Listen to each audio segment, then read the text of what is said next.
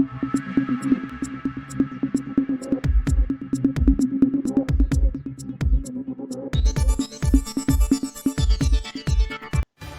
ശ്രീ പദ്ധതി നടപ്പാക്കുന്നത് ഉടൻ വേണ്ടെന്ന കേരള സർക്കാർ തീരുമാനത്തിന് പിന്നാലെ സമഗ്ര ശിക്ഷ കേരളത്തിന് അനുവദിച്ച ആദ്യ ഗഡു കേന്ദ്ര സർക്കാർ തടഞ്ഞു. PM ശ്രീയിൽ ഒപ്പിട്ടാൽ 2 വർഷമായി കുടിശ്ശികയായ തുകയിൽ 970 കോടി രൂപ നൽകാമെന്നായിരുന്നു ധാരണ. കുട്ടികളെ ബന്ദികളാക്കിയ പൂനെ സ്വദേശി രോഹിത് ആര്യ എന്ന 50-കാരനെ മുംബൈ പോലീസ് വെടിവെച്ച് കൊന്നു. 17 കുട്ടികൾ ഉൾപ്പെടെ 19 പേരെ പോലീസ് മോചിപ്പിച്ചു. ജസ്റ്റിസ് സൂര്യകാന്തിനെ അടുത്ത ചീഫ് ജസ്റ്റിസായി രാഷ്ട്രപതി നിയമിച്ചു. ചീഫ് ജസ്റ്റിസ് BR ഗവായി വിരമിച്ചാൽ ഉടനെ സൂര്യകാന്ത് സത്യപ്രതിജ്ഞ ചെയ്യും. നാളെ 266-ാം ദിവസം ആശാപ്രവർത്തകരുടെ സെക്രട്ടേറിയറ്റിന് മുന്നിലെ രാപ്പകൽ സമരം അവസാനിപ്പിക്കുന്നു. നാളെ വിജയദിനത്തിലാണ് 8.5 മാസം നീണ്ടുനിന്ന സമരം ആശമാർ അവസാനിപ്പിക്കുന്നത്. ഓണറേറിയം കൂട്ടില്ല എന്ന് പറഞ്ഞ സർക്കാർ ആശമാരുടെ ആവശ്യത്തിന് മുന്നിൽ വഴങ്ങുകയായിരുന്നു. അസാധ്യമായത് പലതും സാധ്യമാക്കിയെന്ന് മുഖ്യമന്ത്രി പിണറായി വിജയൻ ഖത്തറിൽ പറഞ്ഞു. പ്രവാസികളോട് ക്ഷേമ പദ്ധതികൾ വിശദീകരിക്കുകയായിരുന്നു മുഖ്യമന്ത്രി. ഇനി നിങ്ങളുടെ കുട്ടികൾക്ക് പരീക്ഷകളിൽ ഫുൾ മാർക്ക്. അവർ ഇനി ഒരു ക്വിസ് ഗെയിം പോലെ പരീക്ഷകളെ ഇഷ്ടപ്പെടും.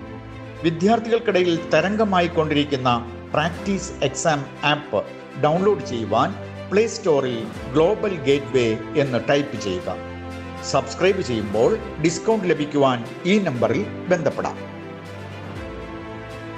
സൈബർ തട്ടിപ്പിൽ ഇന്നലെ ഒറ്റ ദിവസം നടത്തിയ പരിശോധനയിൽ 263 പേർ അറസ്റ്റിലായി.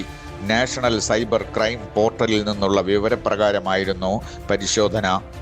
തിരുവനന്തപുരത്ത് അമീബിക് മസ്തിഷ്ക ജ്വരം ബാധിച്ച് വീണ്ടും മരണം. 86 വയസ്സുള്ള സരസമ്മയാണ് മരിച്ചത്. കല്ലറ സ്വദേശിയായ ഇവർ ഒരാഴ്ച മുമ്പാണ് ചികിത്സയ്ക്ക് മെഡിക്കൽ കോളേജിലെത്തിയത്. തൃശൂർ വടക്കാഞ്ചേരിയിൽ 3-അംഗ സംഘം ഡ്രൈവറുടെ കണ്ണിൽ മുളക് പൊടിയെറിഞ്ഞ് കാർ തട്ടിയെടുത്തു.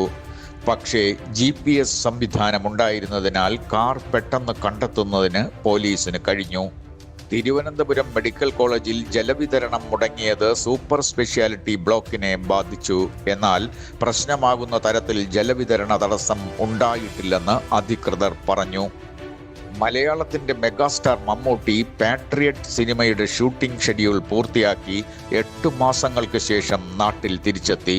സ്വന്തം ഇഷ്ടവാഹനം ലാൻഡ് ക്രൂയിസർ സ്വയം ഡ്രൈവ് ചെയ്താണ് വിമാനത്താവളത്തിൽ നിന്ന് എറണാകുളത്തെ വീട്ടിൽ മമ്മൂട്ടി എത്തിയത്. സ്വന്തം മകനെയും മകന്റെ ഭാര്യയെയും 2 ചെറുമക്കളെയും പെട്രോൾ ഒഴിച്ച് തീവച്ചു കൊന്ന കേസിൽ തൊടുപുഴ ചീനിക്കുഴി ആലിയക്കുന്നേൽ 82 വയസ്സുള്ള ഹമീദിന് ഇടുക്കി ജില്ലാ 1-ാം additional sessions judge Ash K Balan വധശിക്ഷ വിധിച്ചു. ജില്ലാ സ്കൂൾ ശാസ്ത്രോത്സവത്തിന് നെയ്യാറ്റിൻകരയിൽ തുടക്കമായി. നാളെ സമാപിക്കുന്ന ശാസ്ത്രമേളയിൽ 12 വിദ്യാഭ്യാസ ഉപജില്ലകളിൽ നിന്ന് 5000-ഓളം വിദ്യാർത്ഥികൾ പങ്കെടുക്കുന്നു. നിലമ്പൂരിൽ ചാലിയാർ പഞ്ചായത്തിലെ ആദിവാസി നഗറായ പാലക്കയത്തിൽ 3 വയസ്സുള്ള സനോമി പനി ബാധിച്ച് മരിച്ചു. ടൗണിലേക്ക് 12 കിലോമീറ്ററോളം വനം നടന്ന് ഇറങ്ങിയെത്തി വാഹനം കിട്ടാതെ ആശുപത്രിയിലെത്തുമ്പോഴേക്കും രക്ഷകർത്താക്കളുടെ കയ്യിലിരുന്ന് കുഞ്ഞ് മരിച്ചിരുന്നു. മോഹൻലാലിന്റെ മകൾ വിസ്മയ മോഹൻലാലിന്റെ തുടക്കം സിനിമയുടെ പൂജ ഇന്നലെ കൊച്ചിയിൽ നടന്നു.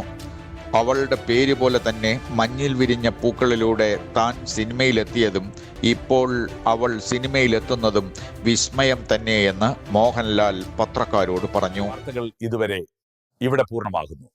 കൂടുതൽ വാർത്തകളുമായി വീണ്ടും കാണാം. നമസ്കാരം.